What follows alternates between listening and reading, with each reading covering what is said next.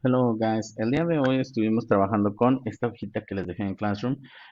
Con esta vamos a hacer lo siguiente. First, let's put the name on it. Vamos a ponerle el nombre y después vamos a empezar a trabajar with our shapes, las figuras.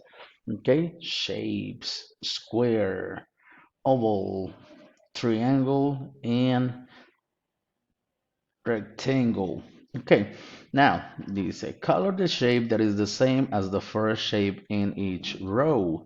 Lo que vamos a hacer es que vamos a colorear la que se parece a esta del principio. Square. Pues vamos a buscarlo y a colorearlo de este color.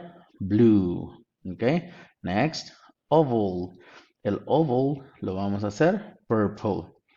Triangle, acá está el triangle, lo vamos a hacer color orange. And the last one, rectangle, vamos a hacerlo green, rectangle. Bien, eso es lo que estuvimos haciendo con estas figuritas, pero también por ahí en clase les puse un video acerca de estas figuras, que es este que está aquí, ¿ok?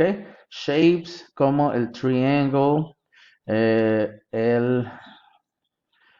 tenemos también un circle, tenemos el rectangle y este se los voy a dejar en Classroom para que ustedes lo puedan ver, ¿ok? Y lo sigan practicando.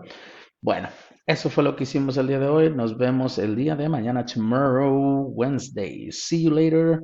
Bye, bye.